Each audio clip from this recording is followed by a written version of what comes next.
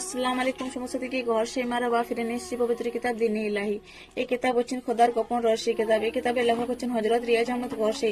হযরত রিয়াজ আহমদ গরসে যিনি হলেন ইমাম সালাম কলকি আব্দুল এবং মাসিয়া। থেকে আমি আগে পড়েছি, তারপর নতুন পড়েছি, আপনারা মনোযোগ দিয়ে শুনুন। বিসমিল্লাহির রহমানির রহিম। জৈনক হিন্দু গুরুর সাথে সাক্ষাৎ। আমি হযরত গরসে সে সময় সেবান পাহাড়ে পাকিস্তানে ছিলাম। কখনো কখনো লাল শাহবাজ কালান্দার এর মাজারে চলে যেতাম। এক ব্যক্তি দরবারে বাইরে বারান্দায় বসা ছিল। হিন্দু ধর্মের অনেক লোক তার পাশে গভীর শ্রদ্ধার সাথে অবস্থান করেছিল। অনেক মুসলমানও তার সম্মান করেছিল।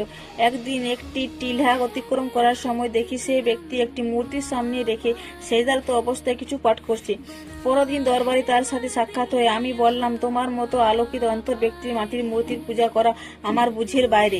তিনি জবাব দিলেন, আমি এটাকে কোনো রব মনে করি না, তবে আমার বিশ্বাস এবং তোমাদের কিতাবেতেও লেখা রয়েছে যে আল্লাহ মানুষকে নিজের রূপে তৈরি করেছেন।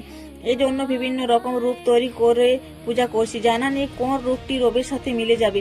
সে বলল, তুমিও তো আলোকিত অন্তর, বলো তো আল্লাহর রূপ কি এবং কোন মূর্তির সাথে মিলে, যেন আমি উহাকে মনে বসাতে পারি। বাকি নৃত্যটা কালকে পড়ে শোনাবো। আপনারা যদি কিতাব দিন পড়তে চান তাহলে চলে আসুন ইউটিউব আলট্রা টিভি চ্যানেল, পড়ুন এবং পরীক্ষা করে দেখুন। আল্লাহ হাফেজ।